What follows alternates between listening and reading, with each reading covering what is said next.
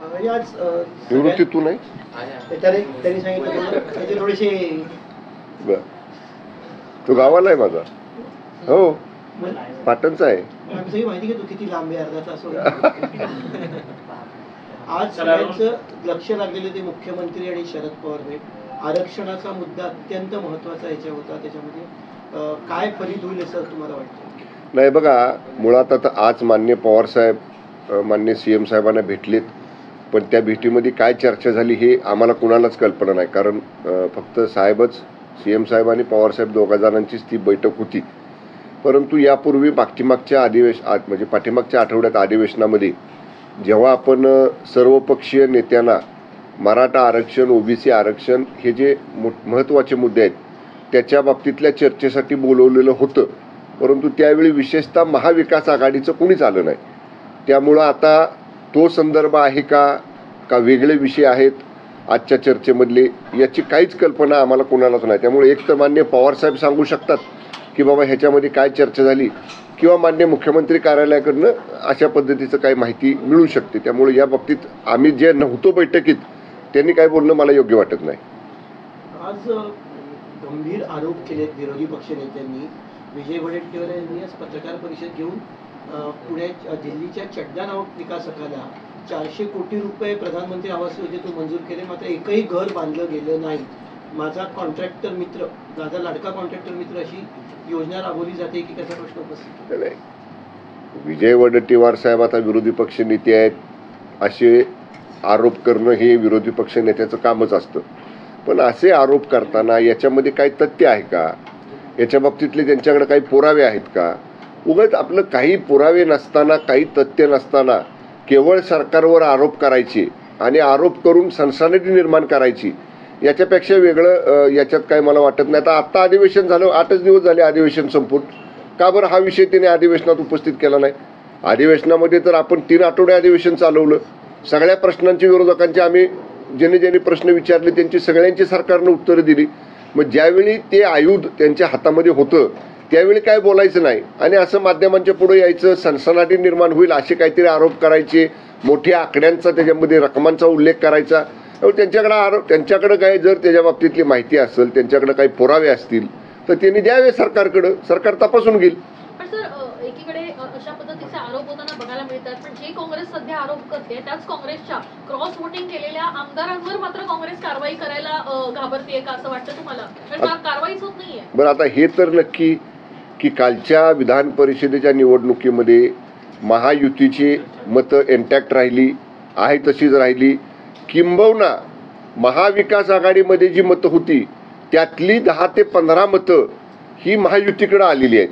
म्हणजे हे नक्की की महाविकास आघाडीमधले जे 3 पक्ष आहेत, उभाटा गट, काँग्रेस आणि पवारसाहेबांची राष्ट्रवादी, यांच्यातली काही मतांनी क्रॉस वोटिंग केलं. आता ज्याच्या त्याच्या पक्षानं शोधलं पाहिजे ना.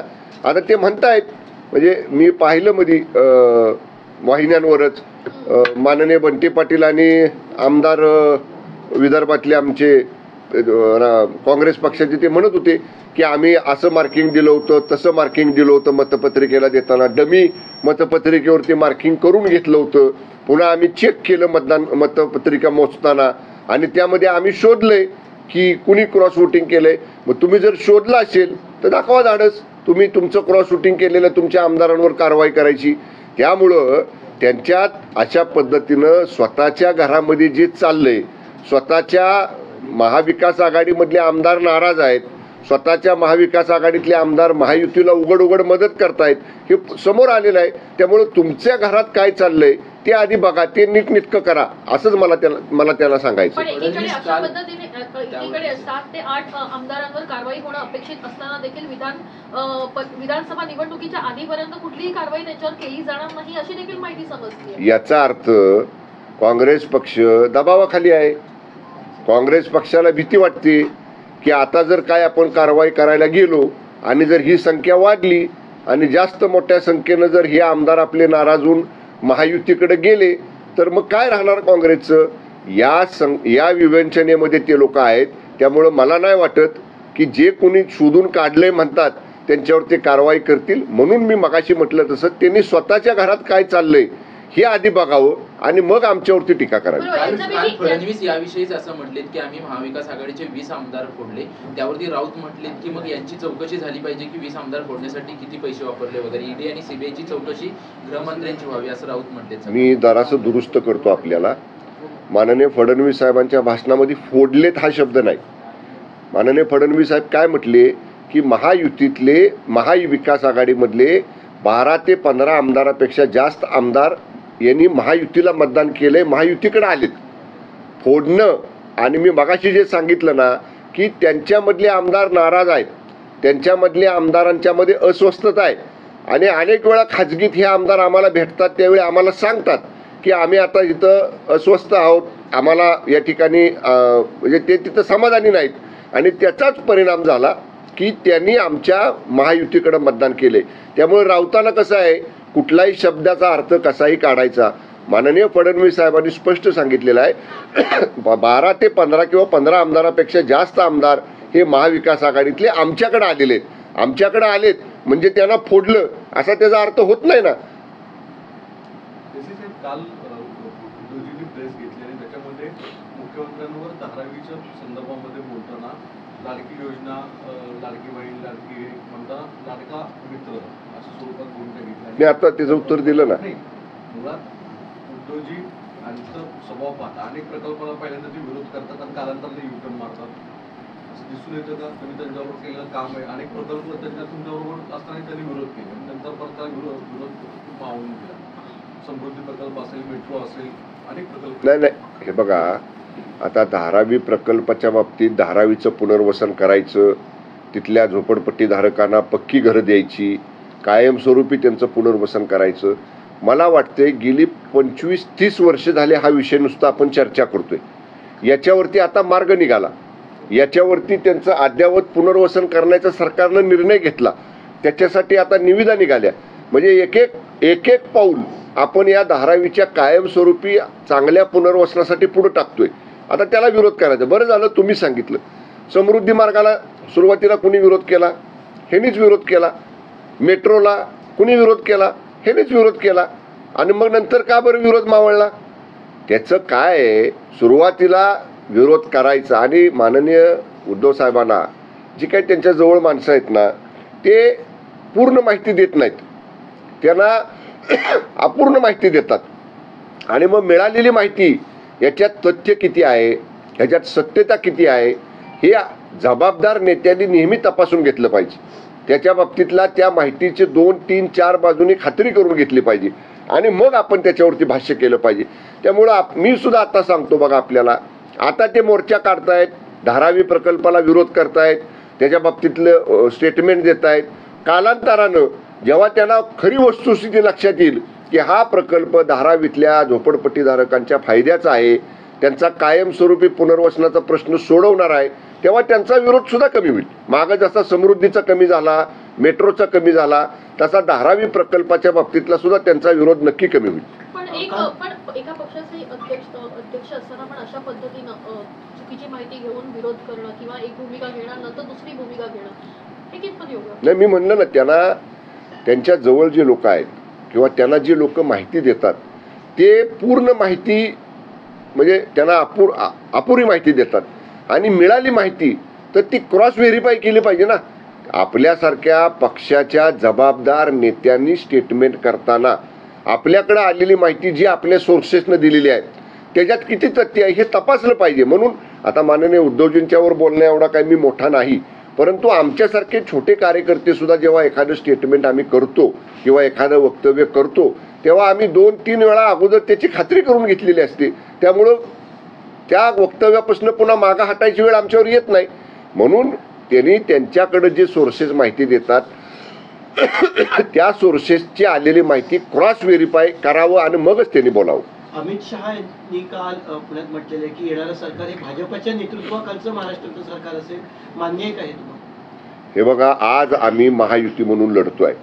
आज सकाळी भारतीय जनता पक्षाचे काही आमदार माझ्याकडे चर्चा करायला म्हणजे भेटायला मला या ठिकाणी आले होते, तेव्हा आमची चर्चा झाली आणि त्यांनी स्पष्ट सांगितलं की मान्य अमित शहा साहेबांनी कालच्या भारतीय जनता पक्षाच्या महाअधिवेशनामध्ये महायुती म्हणून निवडणुकीला सामोरं जायचं आहे महायुतीचं सरकार आणायचं आहे, अशा पद्धतीचंच आम्हाला या ठिकाणी सगळ्या भारतीय जनता पक्षाच्या पदाधिकाऱ्यांना सांगितलेलं आहे. हे भारतीय जनता पक्षाचे जबाबदार लोकप्रतिनिधी आज माझ्याशी त्यांची मगाशी चर्चा झाली, त्यांनी सांगितलेलं आहे. आणि हे बघा, महायुतीमध्ये आमच्यामध्ये मी अनेक वेळा सांगितले, रस्सीखेच नाही, आमच्यामध्ये चढाओढ नाही. आम्हाला फक्त माननीय नरेंद्र मोदी साहेबांचं नेतृत्व बळकट करणारं महायुतीचं सरकार हे महाराष्ट्रामध्ये आणायचंय.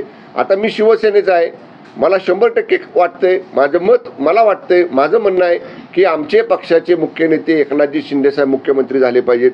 तसं भारतीय जनता पक्षाच्या आमदारांना वाटणार, नेत्यांना वाटणार की फडणवीस साहेब मुख्यमंत्री झाले पाहिजेत. अजितदादांच्या बरोबरचे राष्ट्रवादी काँग्रेस पक्षाचे आमदार आमच्या बरोबर आहेत, त्यांना वाटणार मान्य अजितदादा मुख्यमंत्री झाले पाहिजेत. व्यक्त करणं किंवा अपेक्षा करणं आणि मत व्यक्त करणं, इच्छा व्यक्त करणं आणि ते मत असणं ह्याच्यात काही गैर नाही ना. पण एकदा महायुतीचं बहुमत महाराष्ट्रामध्ये आलं की मी सांगतो, हे 3च नेते एकत्र बसतील आणि हे 3 जण एकत्र बसून राज्याचं नेतृत्व कोणी करावं याच्यावरचा निर्णय निकालानंतर हे 3 जण एकत्र बसून घेतील. आज शरद पवार आणि मुख्यमंत्री भेटले, मराठा आरक्षण हा महत्वाचा विषय होता. पण असं असताना भाजपाचेच नेते आता आरोप करतात की शरद पवार मुख्यमंत्री असताना त्यांनी काही केलं नाही. अण्णासाहेब पाटील यांच्या आत्महत्येनंतर सुद्धा त्यांनी आरक्षणाचा विषय गांभीर्याने नाही घेतला आणि आता चर्चा करतायत. हा आरोप तुम्हाला मान्य आहे का भाजपा नेते जे करतायत शरद पवार? आता हे तर खरं आहे की पवार साहेबांचं सरकार असताना, पवार साहेबांकडं राज्याचं नेतृत्व असताना मराठा आरक्षण मिळालं नाही, मराठा आरक्षणाचा प्रश्न सुटला नाही, हे त्रिवार सत्य आहे. कुणी सोडवला? महायुतीचं सरकार आल्यानंतर, माननीय शिंदेसाहेब मुख्यमंत्री झाल्यानंतर महायुतीनं हा प्रश्न मराठा आरक्षणाचा 10% स्वतंत्र आरक्षण मराठा समाजाला देऊन तो सोडवला. आणि मी परत सांगेन आपल्याला, आता सुद्धा मी मगाशी म्हटलं की सर्व पक्षीय नेत्यांच्या बैठकीला मान्य पवार साहेबांना सुद्धा निमंत्रण, आम्ही अधिवेशन काळात जी बैठक झाली त्या बैठकीला पवार साहेबांना सुद्धा निमंत्रण दिलेलं होतं. पवार साहेब त्या बैठकीला आले नाहीत, उभाटा गटाचं कुणी आलं नाही, त्यांच्याबरोबर असणाऱ्या काँग्रेसचं कुणी आलं नाही. त्यामुळं जर आजची भेट कुठल्या प्रश्नासाठी होती, कुठल्या विषयासाठी होती हे मला अधिकृत माहिती नाही, त्यामुळं त्याच्यावर मी भाष्य करणार नाही. पण जर पवार साहेबांना मराठा आरक्षणाच्या बाबतीतलं काही मत मांडायचं असेल, त्यांचं काय म्हणणं असेल किंवा त्यांच्याकडं कसा ह्यातनं मार्ग काढावा म्हणून काही पर्याय असेल तर सर्वपक्षीय बैठकीमध्ये येऊन त्यांनी ते मांडायला पाहिजे होतं. 2.5-3 तास बैठक चालली. अगदी पवार साहेबांना लिंक उपलब्ध करून द्या ऑनलाईन उपस्थित राहायला, असा सुद्धा पवार साहेबांच्या कार्यालयाकडनं आमच्या विभागाला निरोप आल्यानंतर आपण त्यांना लिंक सुद्धा अवेलेबल करून दिलेली होती, उपलब्ध करून दिलेली होती. पण ऑनलाईन सुद्धा ते उपस्थित राहिले नाहीत. त्यामुळं बैठकीमध्ये यायचं नाही, बैठकीमध्ये भाष्य करायचं नाही, बैठकीमध्ये आपलं मत व्यक्त करायचं नाही. आणि समजा आजच्या बैठकीमध्ये पवार माननीय मुख्यमंत्र्यांच्या भेटीमध्ये त्यांची काय चर्चा झाली माहित नाही, पण आता समजेल, एक तर पवार साहेब सांगतील किंवा अधिकृत मुख्यमंत्री कार्यालयाकडनं समजेल की कुठल्या विषयावर बैठक होती. सर, काल अजित दादा बोलताना असं म्हणाले की स्थानिक स्वराज्य निवडणुका ज्या आहेत त्या स्वबळावर लढायच्या. आता काही वेळापूर्वी बावनकुळे देखील तेच म्हणाले की स्थानिक स्वराज्य निवडणुका स्वबळावर लढायचं. महायुतीमध्ये दुमत आहे का या निवडणुकांच्या संदर्भात? अद्याप महायुतीमध्ये ह्याच्यावरती महायुतीची जी समन्वय समिती आहे 3 पक्षांची प्रमुख आणि मित्र पक्षांची, त्याच्यामध्ये येणाऱ्या स्थानिक स्वराज्य संस्था कशा लढाव्यात याबाबतीत चर्चा झालेली नाही. त्यामुळं जर भारतीय जनता पक्षाचं मत असेल, राष्ट्रवादी काँग्रेसचं मत असेल तर शिवसेना म्हणून आम्ही सुद्धा माननीय मुख्यमंत्री नेते आहेत आमचे एकनाथजी शिंदे साहेब, त्यांच्याबरोबर आम्ही सगळे नेते चर्चा करू. आमची संघटनेची जी कार्यकारिणी राज्याची आहे, केंद्रीय कार्यकारिणी आमच्या पक्षाची आहे, आम्ही सगळे एकत्र बसू आणि ठरवू पक्षामध्ये काय भूमिका घ्यायची ती. पण व्यक्तिगत माझं मत म्हणाल तर महायुती म्हणून ह्या जर निवडणुका लढल्या तर त्या अधिक फायदेशीर ठरतील. कारण आपल्याला समोर जर महाविकास आघाडी एकत्र लढणार असेल तर आपण सुद्धा एकत्र लढलं पाहिजे. महाविकास आघाडी एकटी लढणार असेल तर मग आमच्या महायुतीमध्ये आम्ही एकत्र बसून त्याच्यावर योग्य वेळी निर्णय घेऊ. म्हणजे आणखीन एक तानाजी सावंतच्या आरोग्य विभागावरती आरोप केला गेलाय की 29 जिल्ह्यांमध्ये खासगी सुरक्षा रक्षक त्यांनी वापरले, आरोग्य केंद्रावरती महामंडळाचे सुरक्षा रक्षक वापरले नाहीत. सुरक्षा 263 कोटींचं वाढीव टेंडर त्यांनी हे केलं. आता असे आरोप सातत्याने विरोधकांकडून केले जाते. निवडणुका समोर ठेवून आरोप होते. मला माहित नाही, हा आरोग्य विभागाशी निगडीत प्रश्न आहे. त्यामुळे या बाबतीत जर आपण माननीय आरोग्यमंत्री सावंत साहेबांनाच विचारलं तर अधिक बरं होईल. कारण त्यांच्या विभागातली माहिती मला असण्याचं काही कारण नाही. पण ते जी अधिक स्पष्टता याच्या बाबतीत माननीय आरोग्यमंत्री महोदय देतील आपल्याला. सर, काही दिवसांपूर्वी ज्या पद्धतीनं हिट अँड रन प्रकरणामध्ये ज्या पद्धतीची कारवाई वेगानं होताना बघायला मिळाली होती, इव्हन अनधिकृत बार आणि यांच्यावर देखील कारवाई मोठ्या प्रमाणात झालेली बघायला मिळाली. तुम्ही त्याच्यामध्ये AI टेक्नॉलॉजी संदर्भात एक माहिती दिली होती, ती कधीपासून त्याच्यामध्ये 2-3 पर्याय आमच्या समोर आलेले आहेत. आणि आजच मी आता मगाशी म्हटलं ना, आता 5:30 वाजता त्या अधिकाऱ्यांना ब्रीफिंगसाठी मी बोलवलेलं आहे. आमचं जवळपास ते आर्टिफिशियल इंटेलिजन्सच्या बाबतीतला सगळा प्रस्ताव रेडी आहे. मी परत 2 वेळा आमच्या अधिकाऱ्याने सांगितलं की एज, त्या व्यक्तीचं वय आयडेंटिफाय होईल, अशी जर त्याच्यात काही इम्प्रूव्हमेंट करता येत असेल तर ते करून दाखवा. तर आज 5:30 वाजता फायनल त्याचं प्रेझेंटेशन दाखवायला आमचे अधिकारी माझ्याकडे येणार आहेत. माझ्या माहितीनुसार एक 15 दिवसाच्या आत त्याच्यावर अंतिम निर्णय होईल. कोकणामध्ये उबाटा विरुद्ध काँग्रेस असा एक संघर्ष दिसून यायला लागलेला आहे. कोकणामध्ये सुद्धा उबाटाला सुद्धा प्रस्त कायम ठेवायचं, दुसरीकडे काँग्रेस नाना पटोले यांचा दावा आहे की आम्हाला सुद्धा तिथे वाढवायचं आहे. खरंच इतकं सक्षम दोन्ही आहेत तर खरंच कोकण शिवसेनेचा बालेकिल्ला आहे. आज नाही, अनेक वर्षापासून आहे. आणि आपण बघितलं की शिवसेनेची पाळंमुळं ही कोकणात सामान्य माणसापर्यंत रुजलेली आहेत. आणि आपण बघाल, माननीय मुख्य नेते एकनाथजी शिंदे साहेबांच्या नेतृत्वाखाली जेव्हा आम्ही एक भूमिका घेतली राज्यामध्ये, कोकणानं त्याला भरभरून पाठिंबा दिलेला आहे. कोकण नेहमीच वंदनीय बाळासाहेब ठाकरे साहेबांचे ज्वलंत हिंदुत्वाचे विचार पुढे घेऊन जाणारे जे आहेत, अशा विचारानं कोकणानं पाठबळ दिलेलं आहे. त्यामुळे मी सांगेन आपल्याला की कोकणात येणाऱ्या विधानसभेला सुद्धा आणि स्थानिक स्वराज्य संस्थेला सुद्धा महायुती, शिवसेना, भारतीय जनता पक्ष, राष्ट्रवादी काँग्रेसची महायुतीच पहिल्या क्रमांकावर असेल. जरांगेंचा विषय तुम्ही हाताळत होता, पवार साहेबांचा होता नाही, अजून हाताळतोय. मुद्दा असा होता की तिथे पवार साहेब असं जो म्हणणं आहे की नेमकं आश्वासन खरं काय दिले आम्हाला कळत नाही. तुम्ही भले उकडली फोरमवर सगळ्या गोष्टी सांगत होता, पवार साहेबांसारख्या नेता ज्या उघड पद्धतीने सांगतो की तुम्ही नेमकं आश्वासन काय दिले जरांगेंच्या बाबतीत हे माहिती नाही का? इकडे जरांगेंचं उपोषण कंटिन्यू सुरूच आहे. हे बघा, पवारसाहेब मोठे नेते आहेत. पवारसाहेब हे म्हटलेले मी ऐकलं की काय आश्वासन जरांगेंना दिलं आणि जरांगेंबरोबर सरकारची काय चर्चा झाली हे आम्हाला माहीत नाही. सरकारनं माननीय मनोजदादा जरांगे पाटलांच्या बरोबर केलेली चर्चा कुठली गुप्त ठेवलेली नाही. ज्यावेळी मी गेलो, ज्यावेळी उदय सामंत साहेब गेले, ज्यावेळी खासदार संदीपान भुमरे साहेब गेले, आम्ही मान्य मनोजदादांना भेटून आलो की जी चर्चा झाली ती उघड सांगितलेली आहे. आणि माध्यमांनी पाहिले की मान्य मनोजदादा हे कधी बंद दाराआड चर्चा करत नाहीत. मी 2 वेळा गेलो, ओपन मीडियाच्या समोर त्यांच्याबरोबर चर्चा केली, आपण सगळ्यांनी पाहिलं. त्यामुळं जे त्रिवार खुलं आहे ते आम्हाला माहीत नाही असं म्हणायचं म्हणजे तर पवारसाहेब शेवटी बोलले, त्यामुळे आम्ही त्याच्यावर जास्त बोलणं बरोबर नाही. पण मान्य मनोजदादांची मागणी जी मराठा आरक्षणाची आहे, परत मी सांगेन, बरं झालं तुम्ही तो विषय काढला की आता 20 तारखेपासून ते परत उपोषणाला बसलेत.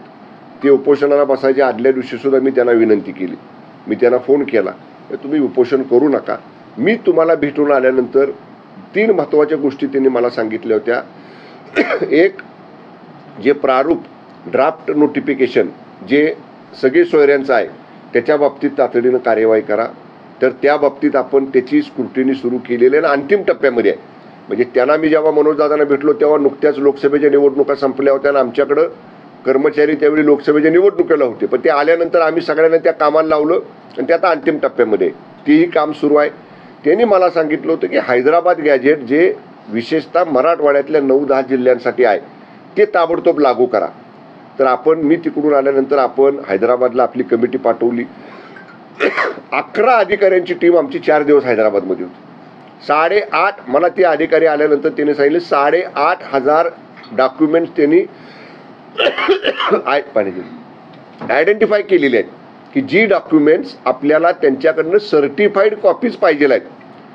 असं नाही की आपण स्कॅनर नेला, ते स्कॅन केलं घेऊन आलो. समजा नेला, स्कॅनरवर स्कॅन केलं आणि कोर्टात ऑथेंटिसिटी चॅलेंज झाली तर हे कशावरनं? हैदराबाद गव्हर्नमेंटच्या कस्टडीतलेच डॉक्युमेंटची कॉपी आहे. म्हणून आम्ही त्यांना विनंती केली हैदराबाद गव्हर्नमेंटला, स्कॅनिंगची यंत्रणा आम्ही देतो, हर एक दस्तऐवज तुम्ही सर्टिफाय करून द्या, हर एक डॉक्युमेंट तुम्ही आम्हाला सर्टिफाय करून द्या. आणि त्या बाबतीतली सुद्धा कार्यवाही आमची आता सुरू आहे. तिसरं त्यांनी सांगितलं होतं, पहिलं आंदोलन मराठा समाजाचं म्हणजे मनोजदादांनी केलेलं, दुसरं आंदोलन त्यावेळी जे गुन्हे घडलेले आहेत आणि जे केसेस दाखल आहेत त्याच्यामधले गुन्हे सरसकट मागं घ्या.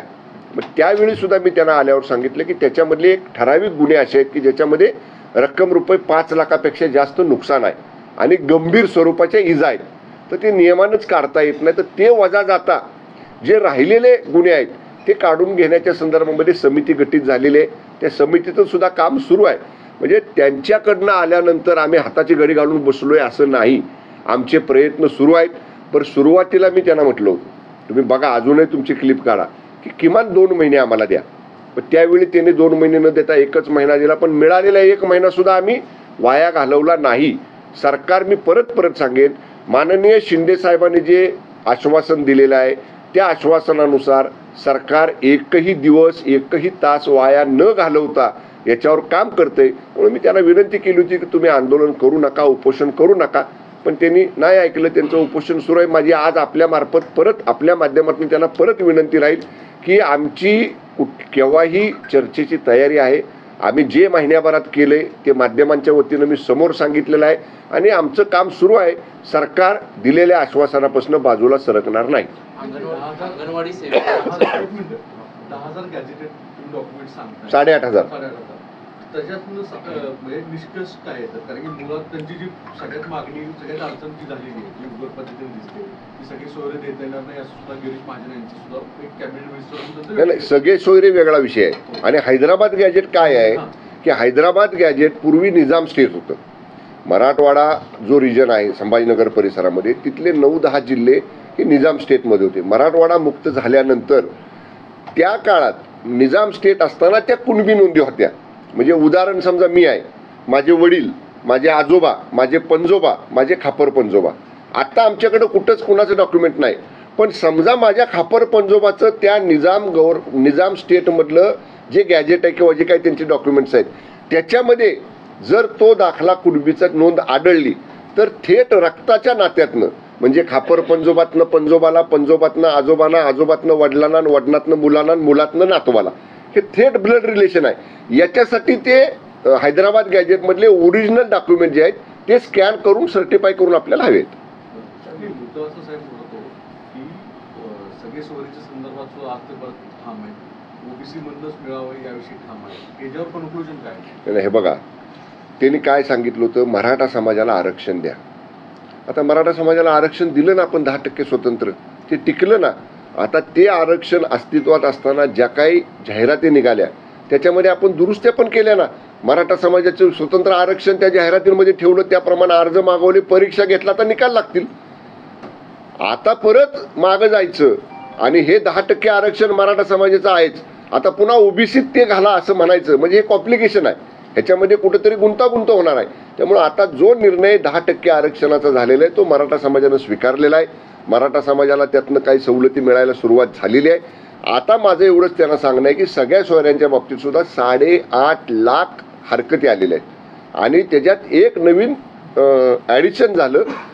सर्वपक्षीय बैठक जी झाली आता अधिवेशनामध्ये, त्याच्यामध्ये जे काही पक्षाचे नेते आले होते त्यांनी लिगल डॉक्युमेंट्स, म्हणजे कायदेशीर त्यांचं ओपिनियन, त्यांच्या लिगल टीमचं, त्यांनी घेतलेल्या निवृत्त न्यायमूर्तींचं एवढं मोठं प्रत्येकानं बंच, हा त्या लिगल ऑब्जेक्शन्सचा सुद्धा त्या दिवशी समिती पुढे म्हणजे सर्वपक्षीय बैठकीमध्ये दाखल केलेला आहे.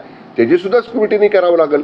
मी एका वाक्यात जर सांगायचं झालं ना, घाई गडबडीमध्ये सगळ्या सोयऱ्यांचा निर्णय समजा आपण केला, घाई गडबडीमध्ये हैदराबाद गॅजेटचे ओरिजिनल सर्टिफाईड डॉक्युमेंट्स न आणता आपण काही निर्णय केला आणि समजा दुर्दैवानं तो कोर्टात टिकला नाही तर रिव्हर्स जाता येईल का आपल्याला?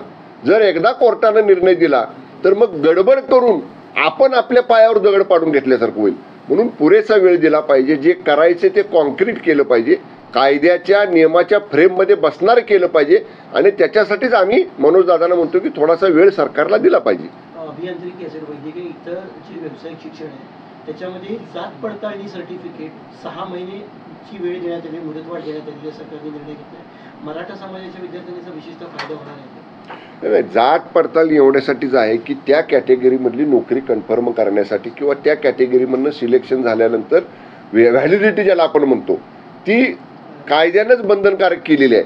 आणि व्हॅलिडिटी घेताना तुम्ही जर कोणी कधी व्हॅलिडिटीसाठी अप्लाय केलं असेल तर आपल्याला माहिती आहे आईच्या बाजूचे रिलेशन्स, आईच्या बाजूचे डॉक्युमेंट्स, वडिलांच्या बाजूचे डॉक्युमेंट्स, आजोबांच्या बाजूचे डॉक्युमेंट्स, अगदी वडिलांच्या आजोबांच्या शाळेतल्या नोंदीपासून सगळ्या कागदपत्रांची तपासणी करावी लागते. म्हणून त्याच्यासाठी थोडा वेळ लागतोय. पण ज्यांना व्हॅलिडिटी प्राप्त झालेली आहे त्यांनी व्हॅलिडिटी सर्टिफिकेट जात पडताळणी न्याय समितीकडनं प्राप्त करून घेतलेला आहे. त्यांना ह्याचा फायदा मिळालेला आहे. आणि जर थोडीशी मुदतवाढ दिली असेल तर त्या मुलांचं नुकसान होऊ नये म्हणूनसाठीच दिलेलं आहे. पण 100% ज्यांना याच्यासाठी अवधी हवा आहे ना त्यांना तो अवधी या वाढीव मुदतीमुळे मिळणार आहे. आणि निश्चित याचा फायदा मराठा समाजातल्या तरुणांना सुद्धा होणार आहे. अंगणवाडी सेविकांचं असं म्हणणं आहे की 10,000 मानधनामध्ये आमचं काही होत नाही. त्यावरती अजितदादांनी असं उत्तर दिलंय की पुढे म्हणाल की 1 लाखामध्ये देखील आमचं काही होत नाही. अंगणवाडी सेविकांना कुणी रक्कम वाढ केली? आमच्या सरकारने केली. याच्या अगोदर केलेली नव्हती. एकदम अंगणवाडी सेविकांना मदत वाढ दिली, पोलीस पाटलांना रक्कम मानधन वाढ दिली. आपण आणखीन मला वाटतं कोतवालांचाही विषय या ठिकाणी आपण घेतला. सगळ्यांना म्हणजे जे वंचित घटक होते त्या सगळ्यांना शिंदे साहेबांच्या, फडणवीस साहेबांच्या, दादांच्या नेतृत्वाखालच्या सरकारनं भरीव मदत दिलेली आहे. आणि शेवटी जो देणारा असतो त्याच्याकडेच मागतात.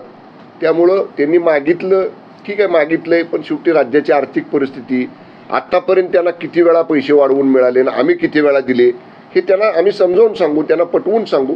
निश्चितपणे त्यांचं समाधान होईल त्या अंगणवाडी ताईंचं असं मला वाटतंय. अजितदादांच्या गुलाबी जॅकेटची अजून देखील चर्चा आहे. आणि आता त्यांनी घोषणा केली की राज्यातील 10,000 महिलांना रिक्षा देण्यात येणार आहेत आणि त्या देखील गुलाबी असणार आहेत. त्या बजेटमध्ये जाहीर झालं होतं. आपण पाहिलं जर असेल अर्थसंकल्पामध्ये रिक्षांचा विषय जेव्हा आला आणि रिक्षांची घोषणा जेव्हा महिलांना रिक्षा देण्याची झाली तेव्हा त्या गुलाबी रिक्षा द्यायच्यात हे अर्थसंकल्पामध्ये सभागृहात चर्चा झालेली आहे. तो योगायोग जुळून आला, दादांचं गुलाबी जॅकेट आणि त्या गुलाबी रिक्षा. Okay, thank you. सर, पिंपरी चिंचवडमध्ये देखील आता पुन्हा एकदा हिट अँड रनची केस पुढे आलेली आहे, ज्याच्यामध्ये 2 जणांना खरं तर गंभीर दुखापत बघायला मिळते आहे. हिट अँड रनच्या प्रकरणामध्ये मोठी वाढ होते का? नियम अधिक घट्ट करणं गरजेचं आहे? नियम तर आपण कडक केले. म्हणजे विशेषतः राज्य उत्पादन शुल्क विभागाचं म्हणाल तर जे आर्टिफिशियल इंटेलिजन्सचा तुम्ही आता मला प्रश्न विचारला, एक 15 दिवसामध्ये ते आर्टिफिशियल इंटेलिजन्सचे कॅमेरे आपण आणि अगदी मी ते तर सुरू करतोय. पोलिसांनी सुद्धा त्यांचं पेट्रोलिंग वाढवलेलं आहे.